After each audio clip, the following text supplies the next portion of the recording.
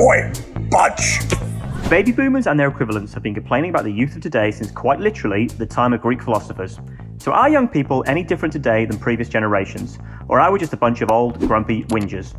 Find out more in this episode of Budge and make sure to subscribe on YouTube, Spotify, Apple, or wherever you're listening. That we've got this real massive segregation of, they're different to us.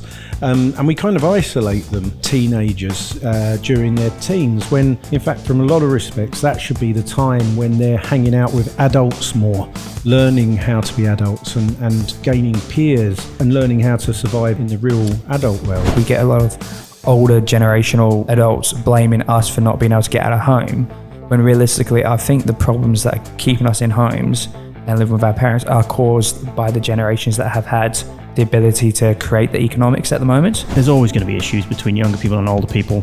You know, they're always going to think we're awful at technology. We're always going to think they're lazier than us, drop out quicker than us. That's always going to go on for the beginning of times. It's kind of almost we have to recognize that this problem has been around since Aristotle, Plato, Socrates. Welcome to Budge, How to Fudge Being Human, the podcast that helps you be better at being human. I'm delighted today to be joined, as always, by my good friend, co-host, behavioural scientist, speaker, writer, and many other things, Dr. Darren Coppin. How are you, sir? That was like an introduction to a boxing match. Doctor Doom! You'll be down in one. Hello, Paul. Lovely to see you. I've missed you. You have missed me. We couldn't get any guests for this show, so we thought we'd get my son instead.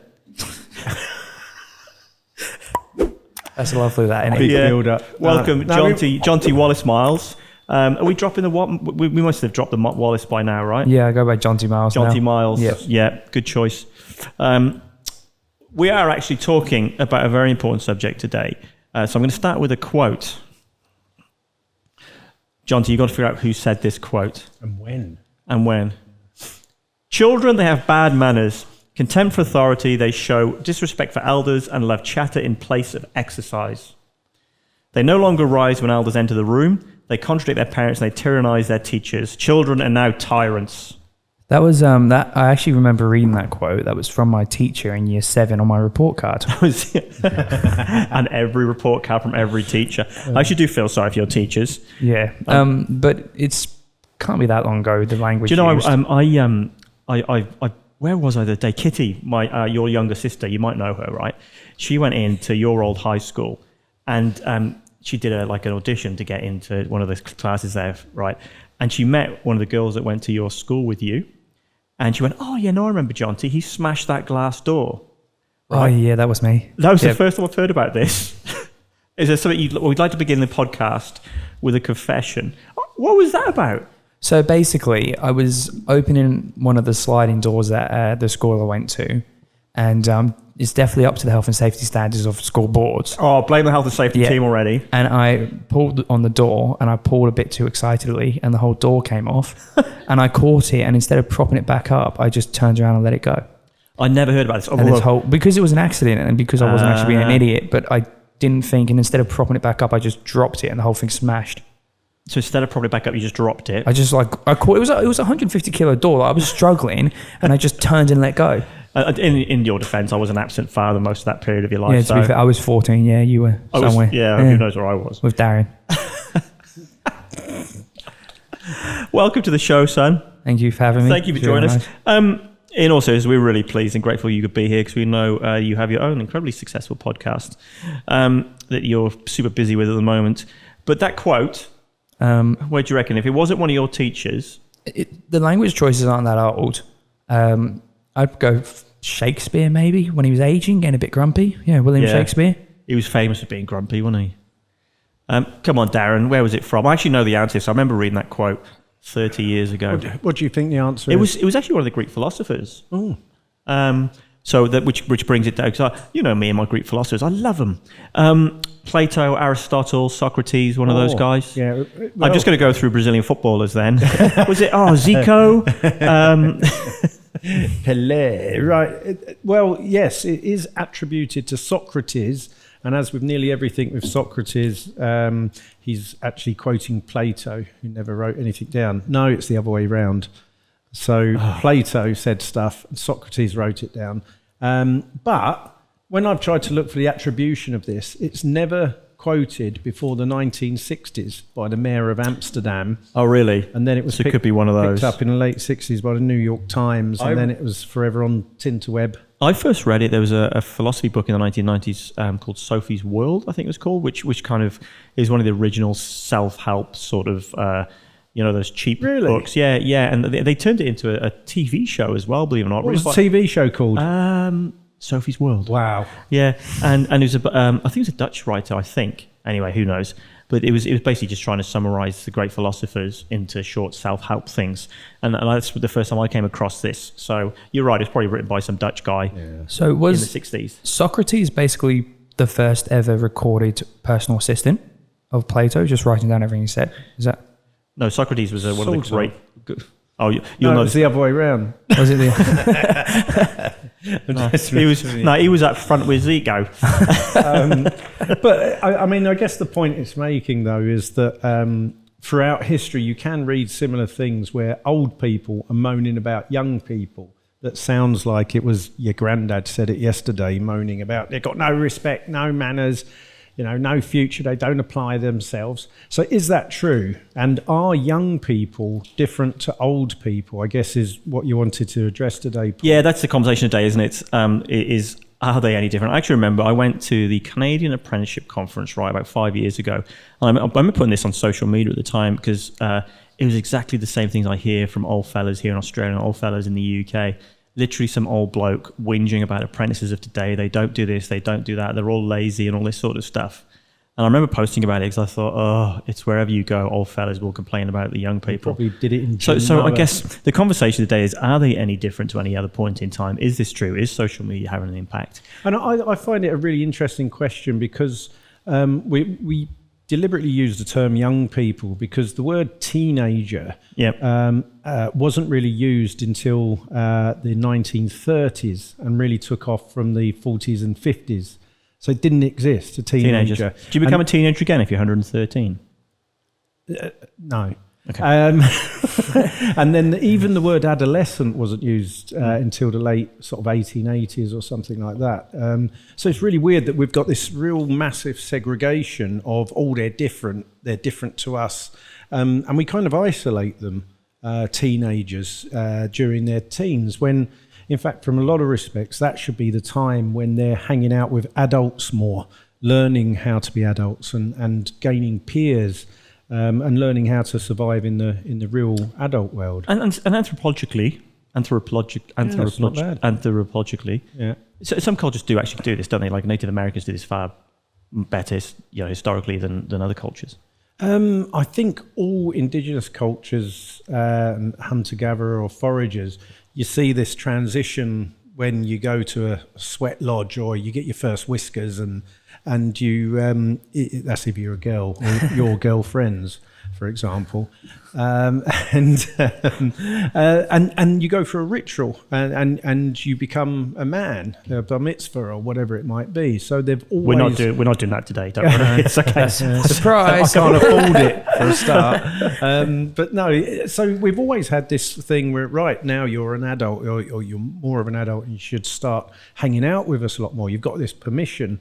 But it's gone. The most adult thing they start to do now is be able to access better stuff on Netflix or Call of Duty. And they do get a hard reputation these days because, you do still live with your mum and your twin sister lives with me. So young people today are leaving home a lot later.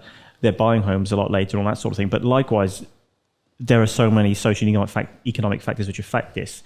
Yet we seem to be attributing blame to them when in reality things like house properties are so much more expensive and wages haven't matched with that. It's definitely like one of the things that I think get a lot of younger people wound up these days is we get a lot of older generational adults blaming us for not being able to get out of home when realistically I think the problems that are keeping us in homes and living with our parents are caused by the generations that have had the ability to create the economics at the moment.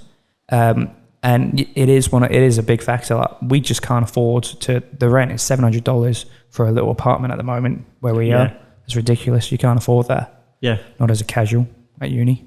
Yeah. No. Yeah, it's everywhere. And there has been this, what's weird is that people are becoming teenagers or adolescents physically earlier than ever. And a lot of that's down to the food that we get and what have you. But adolescence is protracted for longer now. So we're moving out home later, we're getting married later, we're having children later, getting mortgages later. A lot later in your that sort case. of thing. So shut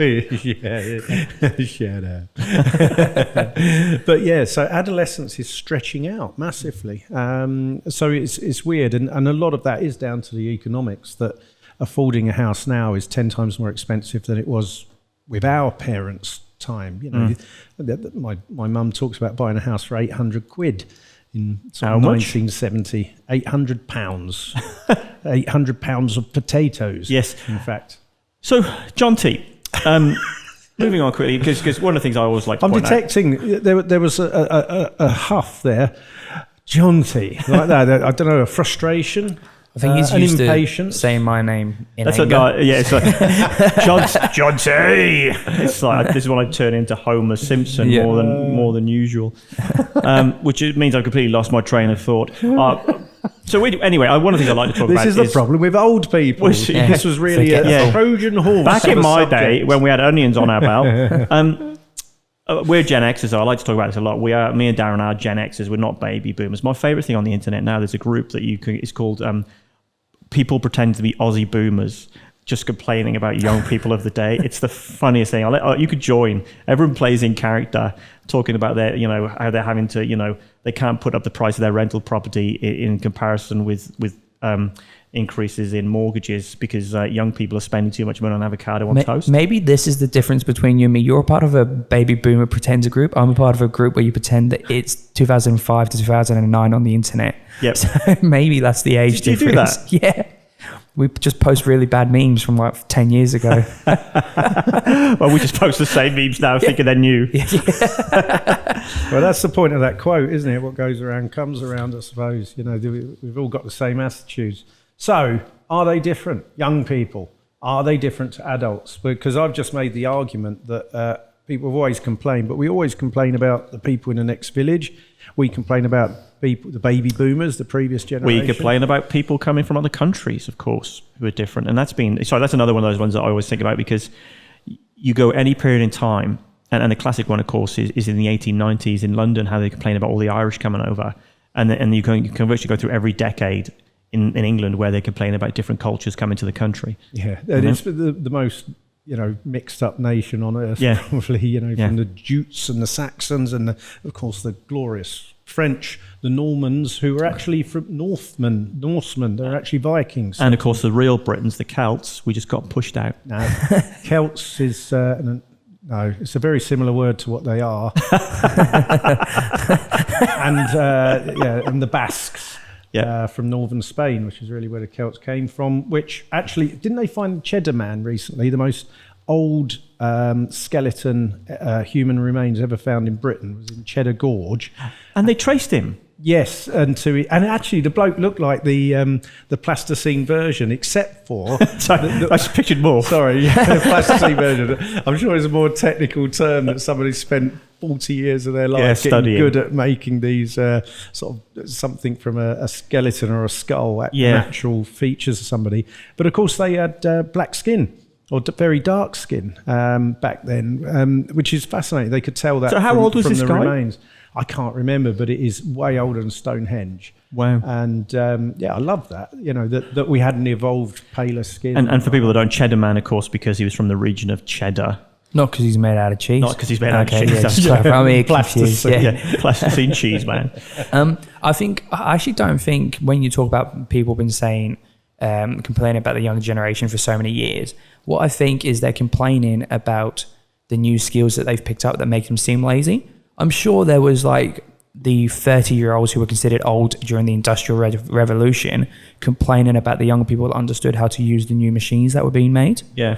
It's probably just something that's happened over history. And I think that's the point, and that's where I agree with you, is that we've always complained about young people. It's like this whole notion that young people aren't as social, when in fact they're so far more social. They just use social media to do that. So they're far more connected to their friends and to dating and to groups and to whatever it is than we ever were, because they can be. Well, and that's a complete misconception. Young people are called antisocial, but they're hypersocial.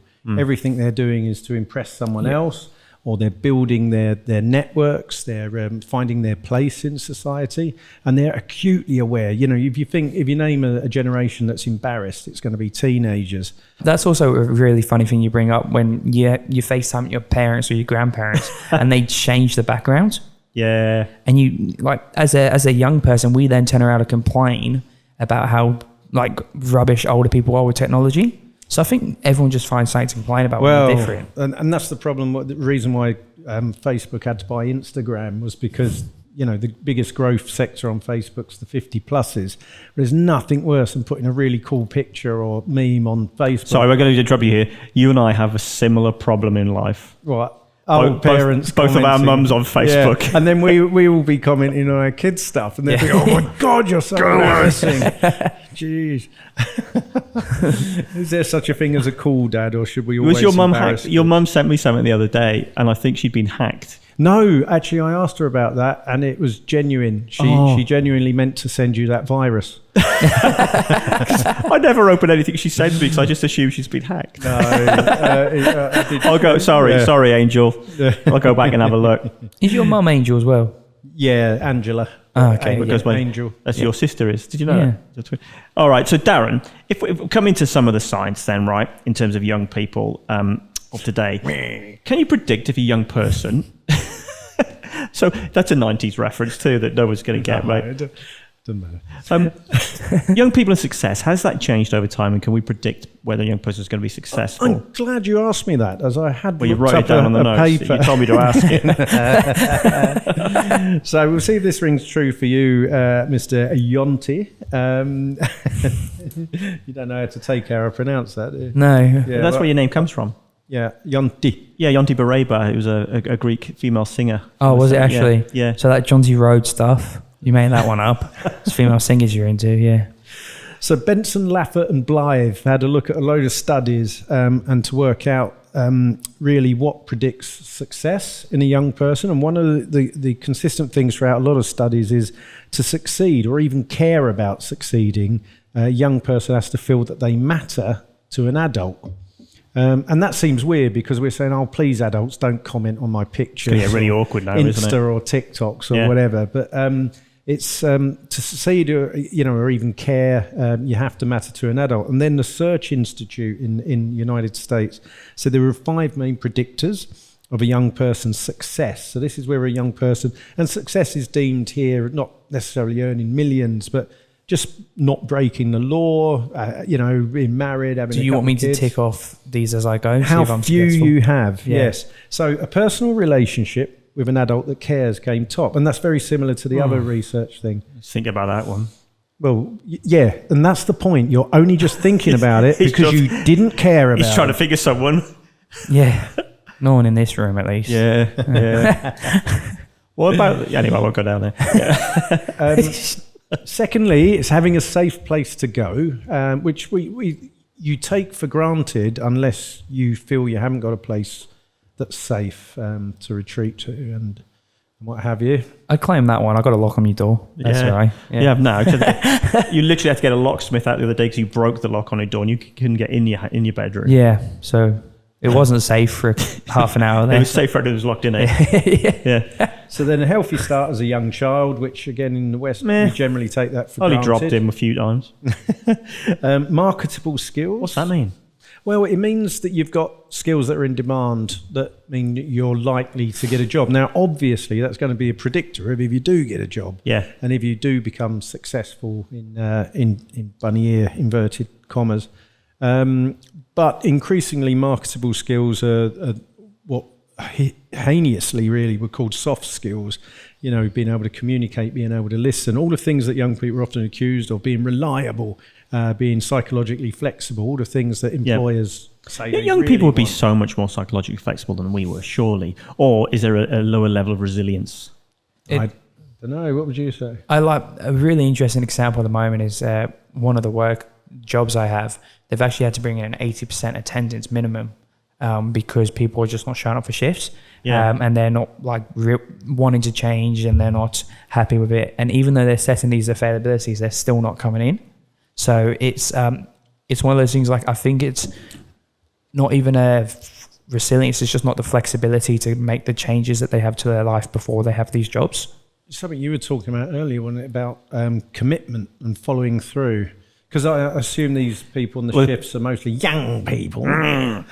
You're very young, yeah. Yeah, and definitely it's just not committed to coming in, I reckon. Yeah. I wonder, what sort of job was it again, these shifts? Just like cashier role, customer service. But it's funny because everyone, the great thing about success in our society and our economies is that we all feel that we should be doing something better than we are, and not necessarily have to work our way up. And we've got enough nous and knowledge to be management material as soon as we start in McDonald's. Yeah. So it's that sort of, it's a bane of our lives, because we feel that people won't do the graft unless we have migrants to do it for us, to bring them in to do the jobs that even our children. That's a serious comment, isn't it? It is a serious comment. Yeah. I know. Some people won't realise you're actually being serious, that migrant communities actually do a lot of the work in most Western societies. And is that why we hear people say, like, such and such from somewhere is taking all the jobs, because they will come and do and work? And it's an absolute nonsense. Yeah. Because the reality is that you take the British sort of agriculture harvest sector, that they rely so heavily on the Eastern European communities, bring them in to kind of do that work. And the same in Australia. We literally, during COVID, had nobody that would work the farms. Dubai, Middle East rely on people from Central Asia, in Bangladesh and that, America with Mexico. And then they're people with their economies, the developing economies, and increasingly developed, sort of working their way up. And they realise they have to graft a bit more and be successful. And it's something maybe we miss, because it's that discomfort that we try and take. I try and take it away from my little boys all the time. I don't want them to experience any kind of discomfort or fear. Oh, I see. I thought you go the other way. I don't like to experience any sort of joy or safety or security. Yes, I'm going to make them walk to school. It's 15 miles. And but we try and protect our children. And then we're blaming our children for not being resilient or sticking to stuff. And it's like we haven't trained them. And that is fascinating, because the gym I train at, the biggest saying we have is you have to be comfortable with being uncomfortable, because so many people that I train that are around my age, we do boxing, they get hit and they back off straight away. And it's like getting used to taking punishment that we're not almost used to. And then you get people that have been experiencing it for a long time and they kill it. So I definitely think it's the exposure to uncomfortability and having to work hard, which also replicates in your jobs, that we don't have. Can you teach that at school? I don't know if you can teach that at school, like, without a big wooden stick, but apparently punching children is no longer allowed. So. Yeah, I found that out on my placement. But I don't know if you can teach that at school. Do you force them to do public speaking or PE and stuff? Because there's so many different things that when you go in as a teacher into education, you have to learn about all the strategies you have to bring in to not make kids uncomfortable, to make them less anxious. Hard, and this is that thing that people talk about. Everyone gets a certificate, everyone gets an achievement, and it's funny because you have positive discrimination is absolutely positive discrimination. Positive encouragement has been absolutely. Discrimination has been proven not to work very well. Malaysia, take note, but positive reinforcement. Malaysia? Oh yeah, they got positive discrimination for the for the Malays. So again, you and I spent a fair bit of time in Malaysia. Funnily enough, didn't we? We didn't ever, although we went and drank at all the same places when they were actually met. Well, I did see you often. Boy, I did. So it's very different. Asking for money. But positive reinforcement has been proven to work much better on a national level, as well as with your pet dog. Give them a treat for doing something rather than beat them for doing something or for not doing something. So you'd think, giving out certificates works. But there is this thing that you've got to get used to not winning all the time or achieving all the time. It's how you deal with that is almost more valuable than being a winner. Because I do think that comment is valid, where you say, everyone gets a ribbon for running the race. Realistically, your top three get ribbons and everyone else lost. Yeah, not now. Now everyone gets everything, participation. Yeah, exactly. No, you sound like an old fella. I am an old fella, aren't I? Jeez. We didn't cover the fifth one in that list. We talked about marketable skills. This is where I should have had the, oh no, hang on. No. No. So whenever John T was like going through all the things to make him a success, me as his dad. I can show you the button on there so you know what. I can show you the button on there so you know what buttons you're pressing. I know, thanks, Just son. so you know. I'll have a little label on each of them. So the other one you didn't talk about was personal virtues that are valued by your community and lets you be part of something bigger than yourself. What's that mean, Daz? I think this is the biggest one that we can influence and need to influence in modern society, and that's that young people don't get an opportunity to prove self-worth of what they're doing. But they have a better attention span than old people. So the point you make, personal virtues that are valued by your community and lets you be part of something bigger than yourself, is a massive thing that I think is one of the biggest subjects that we can address, not just with young people, but communities and society as a whole, in that we don't value young people, we don't give them enough responsibility, we don't let them build self-worth, we don't let them contribute to our communities that they would have done for 99% of human history. So how do they feel valued when they leave school at 18 or increasingly prolonging it until 22, 23, 24 and university? How have they built that I belong here, I've got something of worth to offer my community, they value me? You don't have that feeling. And that erodes away a lot of resilience, I think, and a sense of belonging, which I think is a massive sort of gulf in young people's lives today that hasn't been there for most of human history. So what you're saying is, like, I think I was very lucky when I came out of school. I did football coaching whilst I was in school, so I came out and had my community of football kids that I looked after. So I probably felt like I was giving back. But like maybe 20 years ago or 50 years ago, a lot of people would have been doing stuff like that a bit more. Is that what we're noticing as the difference? Not so much then as well, but up until probably the 1700s, young people, 50 years. Send them out to bloody work, Yep. Send them up the chimney to sweep it out, Or the mines. at age 9 or whatever. And obviously that's wrong. I'm not saying... Child labour, bring it back. Yeah, Blossom, our editor, if we could just edit the bit where he says it's wrong. No, but we're losing those opportunities to uncover what our personal virtues are and to contribute something to our community so that we feel valued, and they genuinely do value us. Why have we lost that though? Where's that gone? It's got in a schooling system, Yep. and this perception, if you label something, it becomes so, and it becomes measurable and what have you. And if we start to call people teenagers, then they're different. And there is a physiological difference from children into adults, and neurological difference. But we need to start giving younger people more responsibility, more autonomy, listening a bit better, and not being so dismissive of their opinions. Because I'm utterly convinced that most advances in human civilization have come from younger people that are around 17, 18, 19. I think I've commented, not in a podcast before, but in a rant that no one listened to before. But I thought that's what these podcasts were. Basically.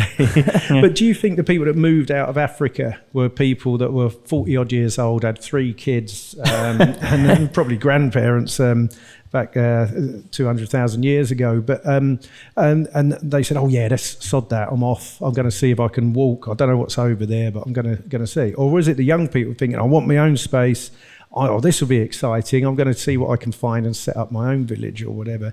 There were people out of Africa, but if you look at nearly all of the technological advances, even people like I'm trying to remember their names. Microsoft man. You always do that. Microsoft man.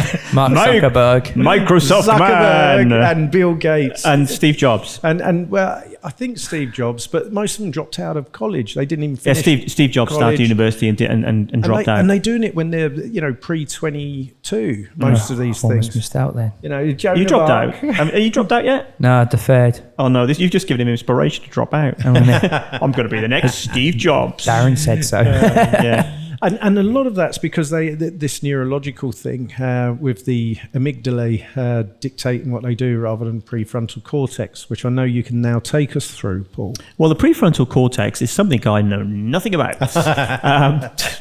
Mate, explain this to us. The prefrontal cortex, how does it impact how young people behave? Your knowledge of Old Greek gives you a clue as to what the amygdala is. The amygdala? Darren, funnily enough, I know nothing about the prefrontal cortex. Well, the amygdala, I'll start off with the Old Greek for almond is amygdala. Yep. So you've got two almond-sized and shaped clusters of neurons in your brain where emotions and moods emanate from. It's right sort of deep down in there. It's almost in your reptilian brain.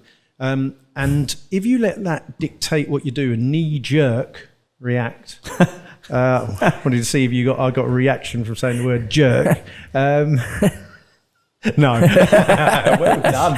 Your prefrontal cortex kicked in there because your emotions are controlled by your prefrontal cortex. So have you come across it before, I think? Yeah, so I studied a little bit in a university class. We learned that it was your decision making because we wanted to understand it to be able to teach children and work out how they grow neurologically and socially as a young person. Ah, that's brilliant. Yeah, and that's why it's always young people dangling off of tall buildings in surfers, taking pictures of themselves, because the emotional reward and response and the impulse control from their amygdala is that much greater and the requirements greater in them. So it dictates what they do a lot more, and their prefrontal cortex hasn't kicked in to say, hang on a minute, this might not be a good idea. Yeah. So that's a genuine thing, that younger people lack the ability to make less emotional decisions. Yes. That's an interesting way of phrasing it in a double negative and barely understandable manner. But yes. Young people. No, you're spot on, Jonty. And it's weird. Once you know that, though, you can try and change it. If I'm you more teach aware a young now. person that, then you think, I need to click in my prefrontal cortex. And people that have had those areas damaged can't make decisions very well. There's a famous story of Phineas Gage, of course, you'll all be familiar with that.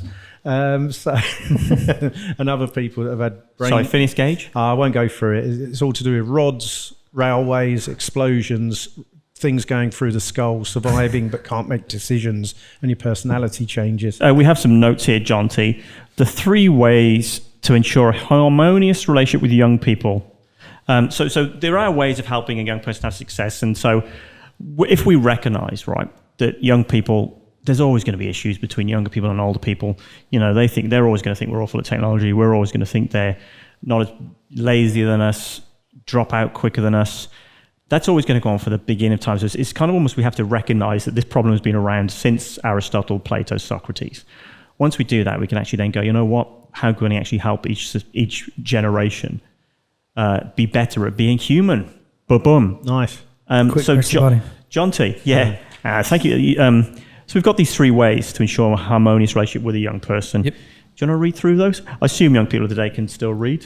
Yeah, look, we can, but the writing's really big. So the first way we're looking at is respect their autonomy. So young people need to feel respected and heard. Giving them a sense of control over their lives and respecting their autonomy is essential. Is that why you asked John T to read that out? That's exactly what asking him to read it out. I actually said, I misread it. I thought to respect your authority. So this has gone as all sorts of wrong for me. I'm like, oh no. Finally, psychological evidence, you should listen to what I say. That went bad.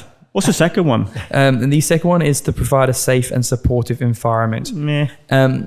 That one's actually quite interesting because I think that was something that you did really well with me growing up, and I think it's definitely... And then abandoned you at 13. And then abandoned me at 13. But it's definitely one of those things, like the nature, the nurture, and the environment is so important. And definitely, like, you can see the difference between my friends who have had tougher environments growing up and myself, and I think that is obviously quite important. It's one of the things that a common friend of Darren and I is a guy called Adrian King. Adrian worked with Darren and he works with me on the board of the busy schools. And Darren's a terrific guy, Scots guy. And Adrian, Darren's a cock. What did I just say? Darren's a terrific guy. I've never heard those words. I take that back. I do not mean that. Adrian's a terrific guy. And one of the first things he taught me was, we have these schools, 7 schools at Busy, which are all about helping disengage young people. finish their education. And one thing he taught me is that, they just need one adult they can rely on and trust. And that makes such a huge difference in their ability to get on in life, you know? And people assume that a safe environment is, a house and a roof, and not necessarily being beaten. But it's not. It's that ability. One thing that is noticeable with you and your kids is that you can all mock each other and come up with ideas and silly ideas and great ideas and discuss it equally and respectfully and jovially with each other. And that's a safe environment where your kids feel safe to express themselves and their own, silly but it's ideas. coming back on all three. So me, Angel and Jonty are twins at 21. And of course we have Kit, who's over there somewhere, who's 11, who has just become this kind of evil monster that sort of takes the mick out of us all the time. And it's like being around all three of us has just completely backfired on itself. And that's her environment. That's her environment. Even though I just go over her head, she won't care what we say about her. So would you relate as well to, it could even be something as simple as people who go to the library and read books and that's their safe environment? Like, is that something that they've created by themselves though, because they've had no one around? Or yeah, it's weird. Laura used to do that a lot. She's the slowest reader on earth as well, Laura. Anyway, Laura being your partner. Does she not listen to the podcast? No, I could say what the hell I want. What wife should or would. Creating your own safe environment, but then you've still got to go home to sleep somewhere and what have you. That was a certain period in her life with a certain mum's partner. Wasn't so supportive, as it were. But what's the third one then? The third one is to communicate effectively. So effective communication is critical in building I can't even say that word. Yeah, you're not communicating effectively. Relation with young people. This one is like one of those things I think that young people really struggle to feel like is happening, especially at like school levels. I think this is why a lot of kids are dropping out these days, because they feel like they're not having effective communication with teachers. Yeah. And it's almost every time you feel like it's the older teachers should you have effective communication, or shouldn't it just be one way? The teacher tells you what to do. And that's how it was. Here we go, you old people. Yeah. What about you? Could you talk to your teacher and ask? I was a little bit like Jonty. Jonty has a certain level of obedience, defiance. And so I struggled because I had that, but my way, whereas Jonty would just sort of tell his teachers where to go, I tended not to communicate a lot with my teachers. And I actually used to bunk off a lot of school. I used to knock off school a lot because I found it far easier to sort of do the work at home and just get it done. Gee, I'm disgusted associating with you now. Yeah. So, but anyway. A great example of this, is like when I think effective communication, I was in geography class and the Union Jack comes up as the English flag. Ooh. And I got kicked out of class for proving that it wasn't. And apparently that's wrong to correct your teacher. But I think that really annoyed me because I stopped going to that class. And I think a lot of people have been annoyed by that, no matter what age. Yeah. So I definitely think... And I think that has improved. I had similar situations and I got school D's, detentions for questioning certain things. But isn't it one of the issues that a lot of employers say is that, I don't like young people, they're just non-communicative. You just get grunts out of them, no eye contact. They don't know how to interact with adults. It's funny, again, a lot of our work is in this space around mentoring in the apprenticeship space or job seeker or student. So much of our work is communications between a sort of, a supervisor who's our age and even older and a teenager. And the blame automatically goes on the young person, when in reality it's just a communication between the two of them. It's two very different views of the world, and there's just a communication barrier, and you can't put the blame on one or the other. It's just communication. And it's all of us having to make that effort. Yeah. Or they could just text them instead. Yeah, that'd be a lot helpful. Text me in short language. Yeah. Short form text, that'd be nice. Emojis. We're not supposed to use emojis anymore or something? I actually don't. Yeah, look, I send emojis to my partner and she tells me to stop using them. Yeah. Really? I love it. And you shouldn't do the thumbs up emoji anymore? That's passive aggressive or something? Apparently young people perceive it as such. Yeah, I think if you thumbs up a message, or if you just give them like the okay mint sort of sign back. Yeah. That one is like race car. Sorry, that one is is seen as passive aggressive. And they get distracted easily too. That's weird. And the other one is, do you know that laughing face with the tears? Yeah. Apparently that's not to be used anymore either. Do you know what the biggest issue of emojis is? Go on. Aubergines. People. Not aubergines.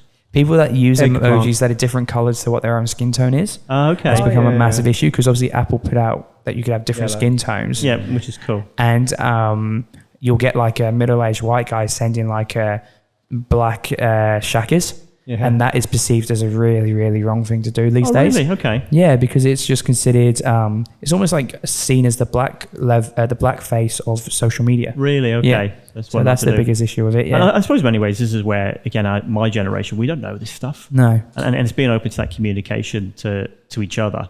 So to me, To like recognise it. if you sent that, I'd be so offended. But to you, you've just accidentally held it down too long. Can't be bothered to delete it. To me, I'd be Yeah. amazed I could find shackers on my emojis, to be honest.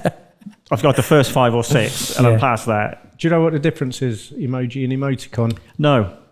Oh, okay. Yeah, moving on. I was just generally... Yeah, no. Do they? Doesn't emoticon like have some sort of movement to it? And an No. emoji is stationed? No. They were the original ones from the mid-90s where you do a Uh-huh. colon dash bracket and Yeah. that's smiley face. Did you know that we used to for instance, before emojis, we'd use the characters on the keyboard to almost do emojis. Like, Do you know you do that now and it creates an emoji?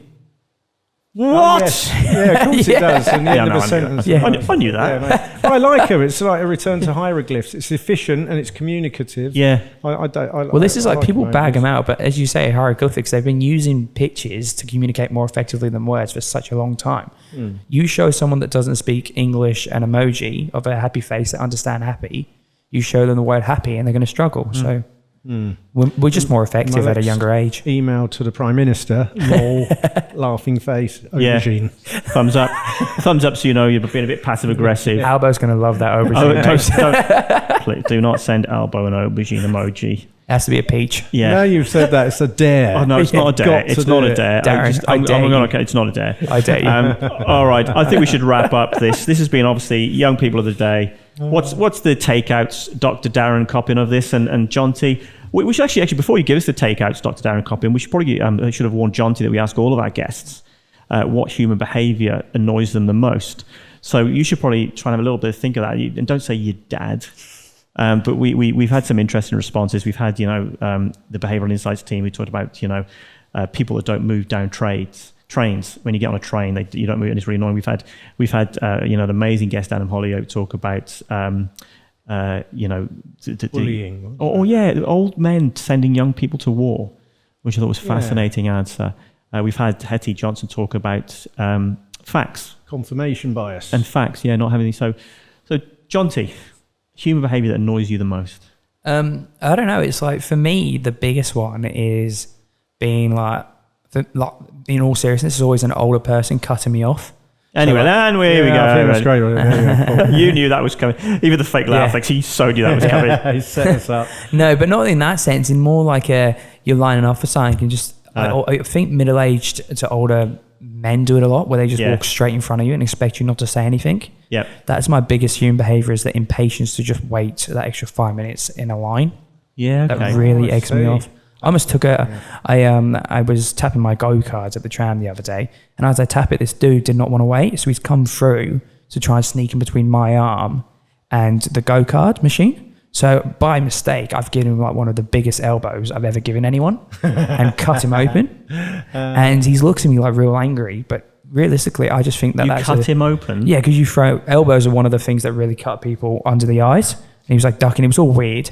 And he looked at me with such an angry face. I'm just going to say, you didn't intentionally try to cut someone No. over. Okay. I just like that. Just clarifying, Yeah. It was officer. a pure And accident. Pure accident. But anyway, his anger in his face and the inability to understand that I was already commencing that movement, that just really annoys me. Yeah. If you were to communicate how angry he was, what emoji would you use? I'd use one of those like mind blown with the red face Wow, emoji. Yeah. okay, yeah. Now I get it. Wow, Yeah, now that's you get it. serious. Yeah. That is serious. Thanks, Jay, for coming on today. We really appreciate it. Mr. Mr. Oh, I nearly called you Mr. Dr. Darren Coppin. Lord.